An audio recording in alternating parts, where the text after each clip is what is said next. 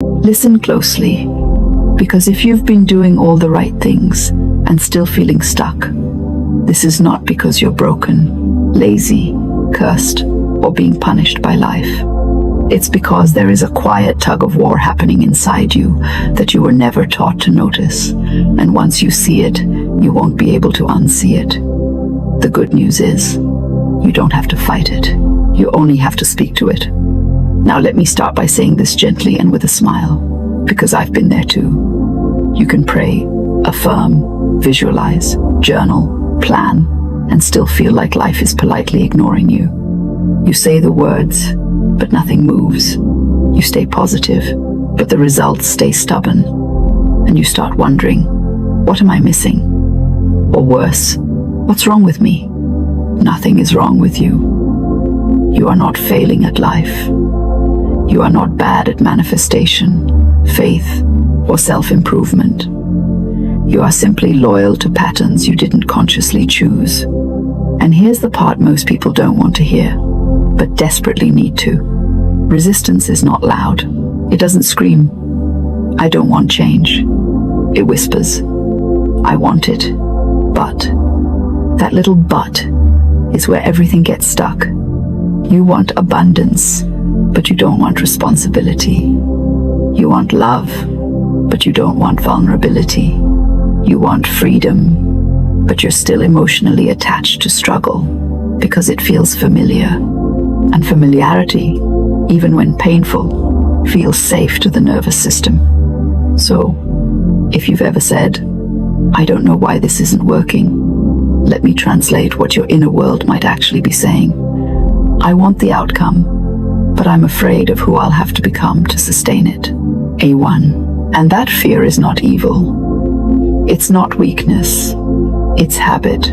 Most resistance isn't rebellion. It's protection wearing an outdated uniform. Think of the mind like a well-meaning but overly dramatic bodyguard. Its job is to keep you alive, not fulfilled. So when you try to move into new territory, even good territory, it panics. New equals unknown. Unknown equals unsafe.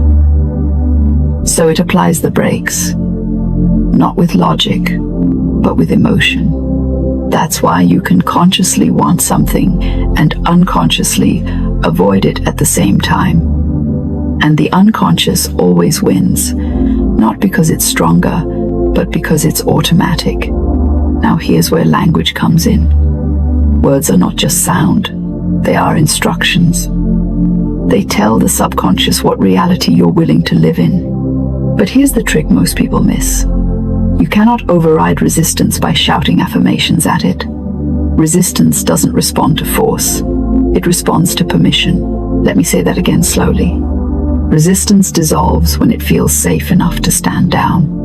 So when people say, "Just think positive," I smile, because that's like telling someone who's gripping the steering wheel in fear to relax, without letting go of the threat they think they're avoiding. You don't remove resistance by arguing with it. You remove it by acknowledging it. Here's an example. Let's say you keep affirming, "I am wealthy, I am abundant," but inside, there's a quiet voice that says, "If I become wealthy, people will expect more from me."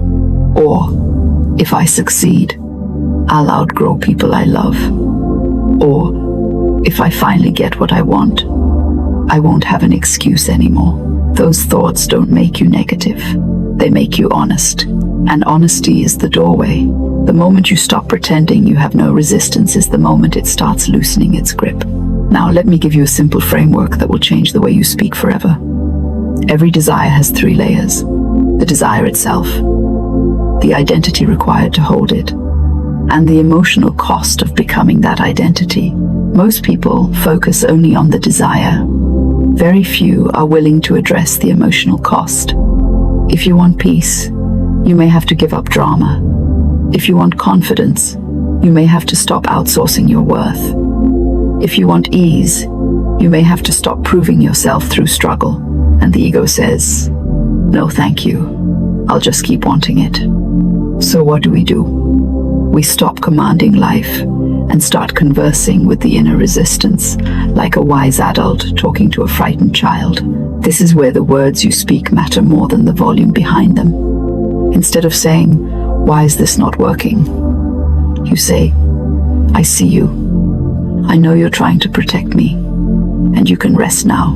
Instead of saying, "I must change," you say, "I am willing to change at a pace that feels safe." Willingness is more powerful than force.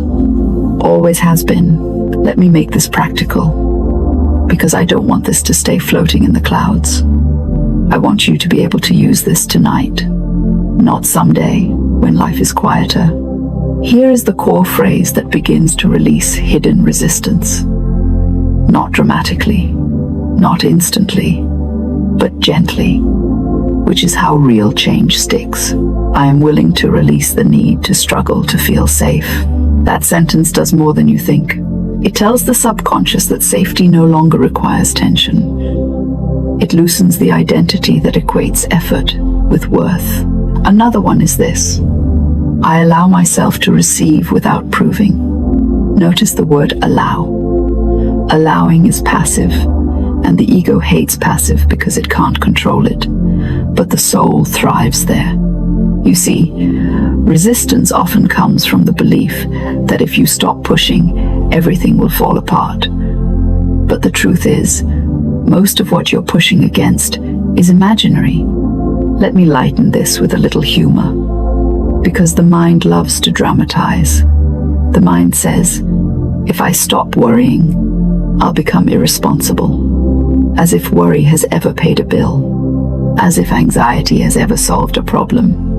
Worry is just rehearsal for outcomes you don't want, and yet we cling to it like a lucky charm. So, when you say, I release the belief that tension equals control, you're not giving up responsibility. You're giving up unnecessary suffering. Now here's something that surprises people. Resistance often shows up after you start doing inner work, not before. That's why some of you say, life got harder when I started speaking faith. Of course it did. You started challenging old agreements. Imagine you've lived in a house with furniture arranged a certain way for years. Then one day you decide to rearrange it. The mess doesn't mean you're failing. It means you're moving things. Resistance is often a sign that change is near, not that it's impossible. But here's the key. If you react to resistance with frustration, you strengthen it. If you respond with compassion, it dissolves. So instead of saying, why am I blocked? You say, what part of me is asking for reassurance? That question alone shifts everything. Now let's talk about the hidden benefit of resistance. Because yes, there is one. Resistance gives you identity. It gives you a story. It gives you something to talk about, explain, and sometimes even bond over. Some people don't realize that letting go of resistance means letting go of who they've been known as. The struggler, the underdog, the one who's always almost there. Success can feel lonely if your entire personality was built around survival. So the resistance says, if I let this go, who am I? And instead of answering with fear, you answer with curiosity. I am open to discovering who I am without struggle. That sentence is powerful because it doesn't demand an answer. It creates space. Now I want you to notice something. None of these phrases are aggressive. None of them say, I must. They say, I am willing. And willingness is the bridge between where you are and where you want to be. The universe, life, intelligence, whatever name you prefer, responds to openness far more than insistence. Think about it. Have you ever tried to force sleep? The harder you try, the more awake you become. But when you allow it, it arrives. The same law applies to peace, clarity, and flow. So here's a small action I want you to take. And it's so simple your mind might try to dismiss it. That's how you know it's effective. Tonight, or whenever you feel tension about something you want, place your hand on your chest and say, slowly, I am safe to let this unfold. Not I trust. Trust can feel too big when you're anxious. Safety is more primal. The nervous system understands safety. Then say, I release the belief that I must struggle to deserve good, and then stop. Don't rush to fix. Don't add 10 more affirmations. Let the body register the permission. You may feel nothing at first, or you may feel emotional, or you may feel sleepy. That's fine. That's integration. Now let me address the skeptic in you, because I know they're there. Arms crossed, eyebrow raised. They're saying, is this really enough? And I smile, because the skeptic is another protector. You're not changing reality with words. You're changing your relationship to reality. And when that shifts, reality follows. You don't manifest what you want. You manifest what you're available for. And resistance is simply unavailability dressed as caution. So the practice is not to fight it, but to gently say, I'm available now. Available for ease. Available for support. Available for outcomes that don't require exhaustion. And here's the funny thing. Once resistance feels seen, it stops needing to shout. It stops sabotaging. It stops delaying. Because all it ever wanted was acknowledgement. You don't heal resistance by overcoming it. You heal it by befriending it. And when you do, life stops feeling like a battle and starts feeling like a conversation. Now that you understand resistance is not your enemy, but a messenger, the next question naturally arises. How do you live without constantly recreating it? Because here's the subtle trap. People release resistance in one area, then unknowingly rebuild it in another by tightening their grip again. This happens when you say things like, okay, I've learned the lesson. Now where is it? That sentence alone can rebuild the wall you just dissolved. So let me share something that sounds simple, but carries deep wisdom. Life responds best when you are internally settled before you are externally rewarded. When the inner argument ends, the outer delay often disappears on its own. Most people are still arguing inside. They argue with time. This should have happened by now. They argue with themselves. I should be further. They argue with life. Why them and not me? And every argument tightens resistance. The moment you stop debating reality, reality starts negotiating with you. Now, here is a principle that will save you years of unnecessary effort. Whatever you are pushing against, you are feeding. Whatever you are relaxed about, you are dissolving. That's why some people manifest effortlessly, not because they are better or more spiritual, but because they are less internally conflicted. They don't secretly argue with what they want. They don't attach their identity to waiting. Waiting becomes painful only when you believe something is being withheld from you. But nothing is being withheld. Things are being aligned. Let me make this practical again. Think of something you want right now that feels delayed. Notice the emotional tone around it. Is there impatience, fear, comparison? A quiet panic that says, what if this never happens? That emotional tone is not wrong, but it is information. Instead of trying to replace it with positivity, speak to it directly. Say this slowly and honestly. I release the fear that if this comes easily, I won't value it.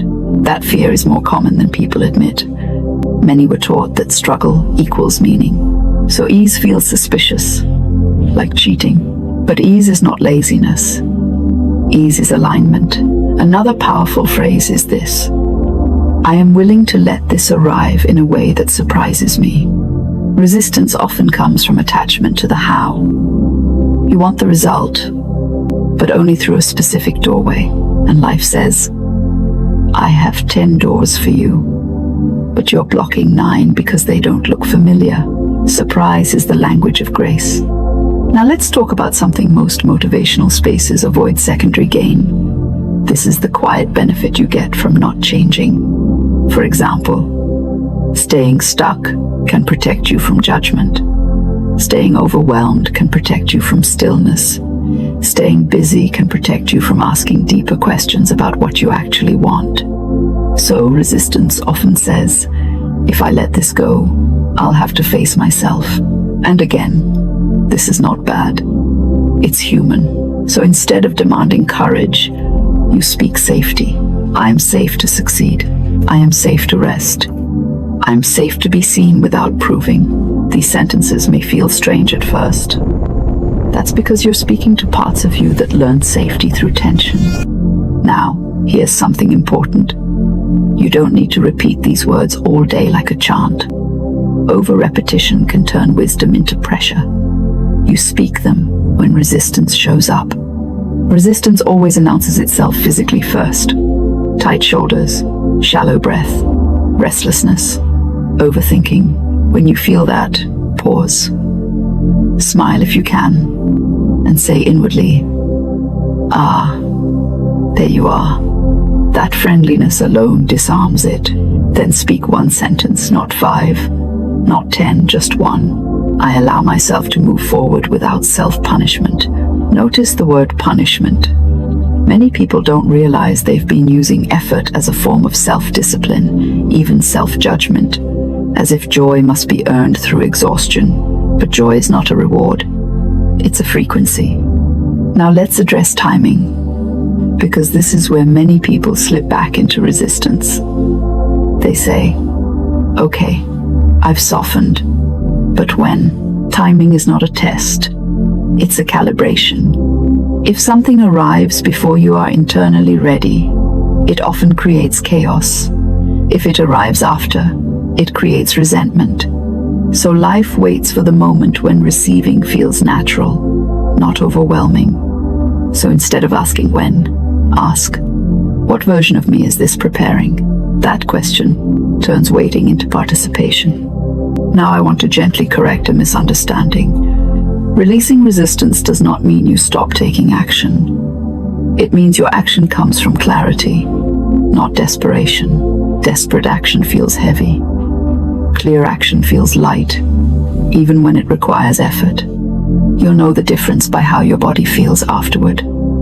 If you feel drained and irritated, you are pushing. If you feel calm and grounded, you are aligned. So before taking action, say this: I act from peace, not pressure. That one sentence can save you from years of burnout. Now let me speak to those of you who feel tired, emotionally tired. Not the kind sleep fixes. The kind that comes from carrying expectations, roles, and inner negotiations for too long. Your fatigue is not from doing too little. It's from doing too much internally. You've been managing outcomes instead of allowing them. So speak this: I release the need to manage what is not mine to control. Control is often mistaken for responsibility, but true responsibility knows where to stop. Now, humor me for a moment. Imagine life as a river. You can swim upstream yelling affirmations, or you can turn downstream and steer. Both involve movement. Only one involves exhaustion. Resistance is swimming upstream while pretending it's discipline. Alignment is steering. Now here is a subtle but powerful practice. When something doesn't move immediately, instead of asking why, say, what is being refined? Why creates blame? What creates curiosity? Curiosity keeps the heart open. Blame tightens it. Now let's talk about receiving, because many people block blessings at the final step. They say they want support, but reject help. They say they want love, but deflect compliments. They say they want abundance, but feel uncomfortable when things go well. So, resistance shows up at the receiving end. So say this: I practice receiving without shrinking. Shrinking is the habit of downplaying good. Receiving is the habit of letting it land. Now, as we come toward the close, I want to leave you with one integrated sentence. This is not a mantra to repeat endlessly. It's a reset you use when you feel stuck, rushed, or frustrated. Here it is: I trust that what is aligned moves without force, and I allow myself to move with it. Read that again, slowly in your own time. That sentence combines trust, allowance, and movement. No struggle, no demand. And now here's your small action, simple, doable, and effective. For the next 7 days, whenever you feel tension about a goal, pause and ask, am I forcing or allowing? Then speak one releasing sentence, just one, not to fix the future, but to soften the present. Because the present is where resistance lives, and the present is where it dissolves. Remember, you are not late, you are not behind, you are not blocked, you are becoming available, and availability is magnetic. If something in this spoke to you, don't rush past it. Let it settle. Let it work quietly in the background while you live your life. And if you want more conversations like this, gentle, honest, and practical, stay close. Subscribe, share your thoughts in the comments, or simply let me know what shifted for you. Your reflection might be exactly what someone else needs to hear. Life does not ask you to struggle harder. It asks you to soften where you've been bracing, and you already know how to do that. I want you to sit with this, not as a concept, but as an experience. Let the words land. Let them soften something. You don't need to force a breakthrough. You only need to stop resisting the release.